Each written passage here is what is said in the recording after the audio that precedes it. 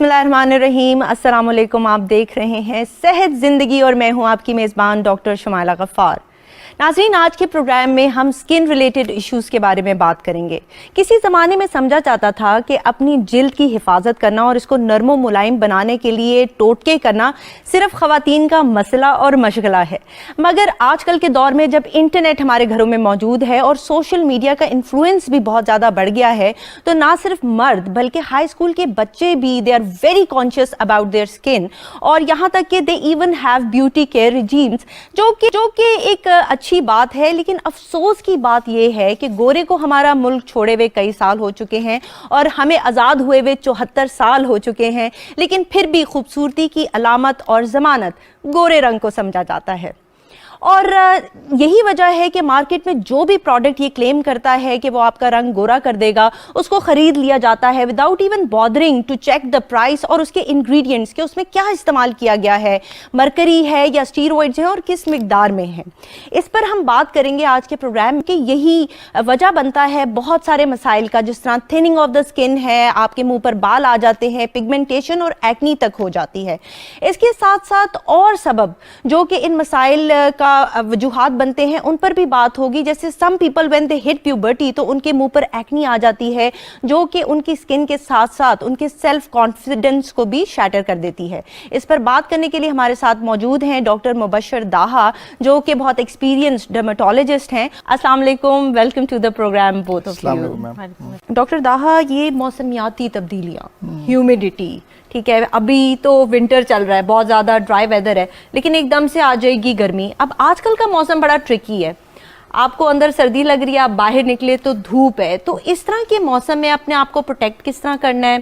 Face wash कितना ज़रूरी है कि आप अपनी स्किन को क्लेंस कीजिए, प्रॉपरली उसको साफ़ कीजिए? आपका मॉर्निंग और नाइट रूटीन होना कितना ज़रूरी है? अगर आपके चेहरे पर स्पेशली एक्नी है तो क्या करना चाहिए? अच्छा मैडम, इसमें जिस तरह मैंने पहले भी बात की आपसे कि जो एक्नी की रीज़न बनती है, मैडम ने ये बहुत सारी चीज़ें बताई हैं आपको। वो ये कि हमने ये देखना है कि फेस आपका कितना ग्रीसी है, ऑयली है या चिकनाहट है उसके ऊपर, ठीक है।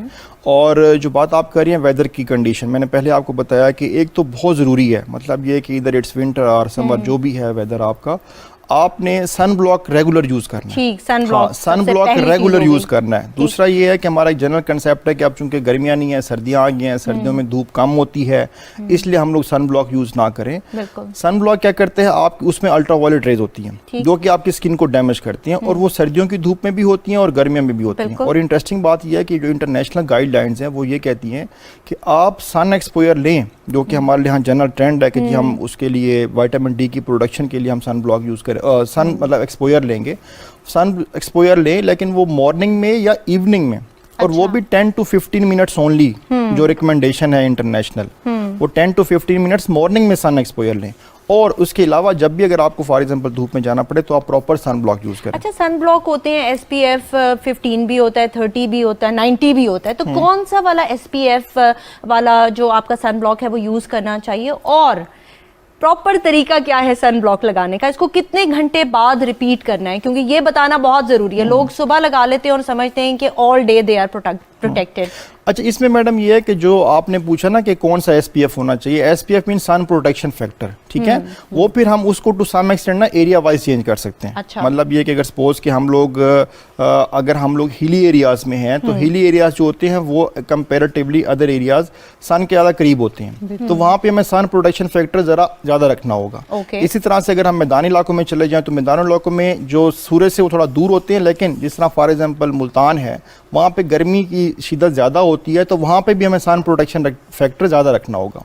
जो दूसरी बात आपने की है कि जी कि हमने किस वक्त लगाना है और कैसे लगाना है, उसमें सिर्फ दो चीज़ें तो हम बता सकते हैं बीइंग मेडिकल प्रोफेशनल, कि आप सन वो देखें कि आपको कौन सा सन ब्लॉक चाहिए। अच्छा। जिनकी ऑयली स्किन है उनके लिए हम sebum control sun block use करते हैं, और जिनकी नॉर्मल है उनके लिए हम नॉर्मल सन ब्लॉक यूज़ करते हैं।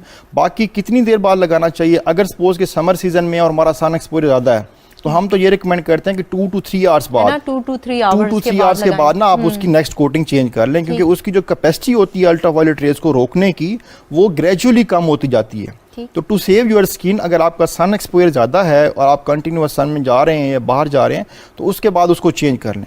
जिनके लिए फिजिबल नहीं होता तो हमारी रिकमेंडेशन तो वैसे भी डर्माटोलॉजिस्ट मोस्टली रिकमेंड करते हैं, और आई होप मैडम भी एग्री करेंगी कि जितना हो सके आप सन से अवॉइड करें।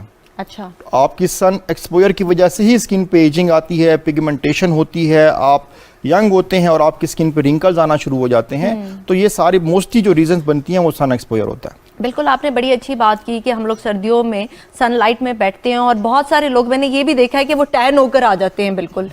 तो मैं भी उनको ये कहती हूँ कि